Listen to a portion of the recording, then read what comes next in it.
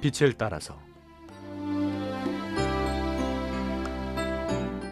빛을 따라서 매주 화요일 이 시간에는 서대문교회 최종태 목사님께서 말씀 전하십니다.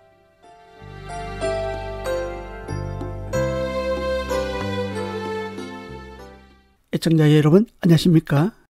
이번 시간은 출애굽기 20장에 나오는 십계명과 율법의 기능에 대해 은혜를 나누겠습니다.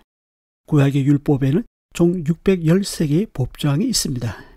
이 중에서 248개는 do, 즉 하라는 명령이고 365개는 do not, 즉 하지 말라는 명령입니다. 공교롭게도 사람의 뼈를 모두 합하면 248개가 됩니다. 이를 통해 이스라엘 사람들은 하라는 것을 하지 않으면 뼈마디가 수신 고통을 느낀다고 생각합니다. 반면 하지 말라는 것을 하면 1년 365일 동안 하루도 편할 날이 없이 피곤한 삶을 살게 된다고 생각합니다. 그럼 율법 가운데 대표적이고 핵심을 이루는 십계명에 대해 살펴보겠습니다. 우리가 너무나도 잘 아는 말씀이죠. 그래서 잘 모르기도 합니다. 1계명에서 4계명은 하나님과의 관계에 대해 말하고 있습니다. 즉 하나님을 사랑하는 것은 하나님에 대한 인간의 의무임을 보여줍니다. 5계명에서 10계명은 인간과의 관계를 말하고 있습니다. 즉 이웃사랑은 인간에 대한 인간의 의무임을 보여줍니다. 10계명은 주로 하지 말라는 부정명령이 많습니다. 긍정명령형은 안식일을 거룩히 지키라, 내 부모를 공경하라 단 2군데뿐입니다. 특히 5번째 내 부모를 공경하라는 계명은 유일하게 약속을 달고 나옵니다. 내 부모를 공경하라, 그리하면 내 하나님 여호와가 내게 준 땅에서 내 생명이 길리라. 이처럼 확실한 약속이 어디 있습니까? 부모를 공경해 보십시오. 그렇게 되나 안 되나 알 수 있습니다. 제6계명에서 10계명까지는 히브리 원문으로 보면 and, 즉 그리고라는 말로 마치 체인처럼 연결되어 있습니다. 하나를 범하면 연쇄적으로 다른 것도 따라옵니다. 마치 다윗이 범죄했을 때와 같습니다. 간음하니까 살인하게 되고 도둑질하게 되고 거짓 증거하게 되고 남의 아내를 탐내게 되었습니다. 제2계명을 보면 너를 위하여 새긴 우상을 만들지 말라고 하시면서 요한은 질투하는 하나님인즉 나를 미워하는 자의 죄를 갚되 아버지로부터 아들에게로 3, 4대까지 이르게 한다고 하십니다.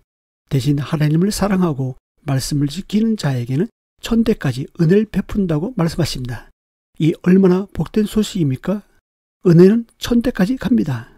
대표적인 예가 다윗 언약입니다. 다윗과 맺은 언약으로 그 후손들이 복을 받았습니다. 출애굽기 20장에 나오는 십계명은 신명기 5장에서도 나옵니다. 출애굽기 20장의 십계명이 출애굽 1세대들에게 주어진 것이라면 신명기 5장은 같은 내용으로 출애굽 2세대들에게 주어진 것입니다. 이 둘은 서로 대동소이한데 가장 큰 차이는 4계명에 나오는 안식일입니다. 출애굽기에서는 천지창조로 인해 안식하라고 하십니다. 반면 신명기에서는 출애굽으로 인해 안식하라고 하십니다. 즉 노예로부터의 자유, 종되었던 애굽에서 해방된 것에 대한 참된 안식을 말합니다. 그런 의미에서 신명기에서 안식을 지키라고 하십니다.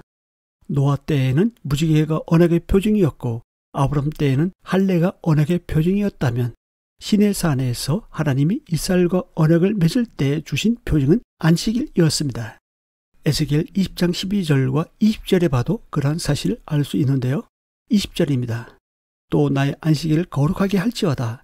이것이 나와 너희 사이에 표징이 되어 내가 여호와 너희 하나님인 줄을 너희가 알게 하리라 하였노라. 그렇다면 오늘날은 어떻습니까? 신에게 와서 이 안식일은 주일로 바뀝니다. 주일은 예수님의 부활을 기념하여 예배하는 날입니다.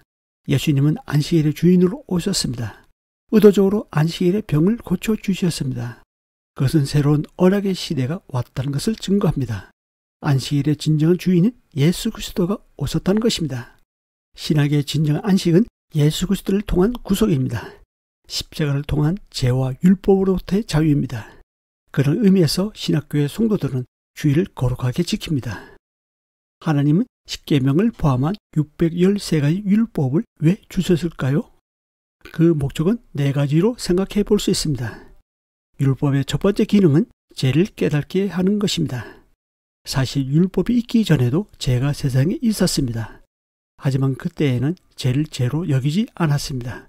율법이 주어짐으로 자신이 죄임을 깨닫게 된 것입니다. 율법은 병을 발견하기 위한 각종 검사와도 같습니다. 율법은 죄를 드러내기 위한 기능을 합니다.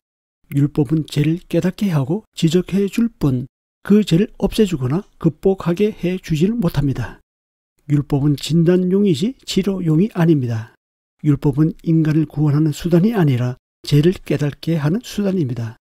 어떤 사람이든지 율법이라는 거울 앞에 서게 되면 자신이 죄인임을 드러나게 되는 것입니다.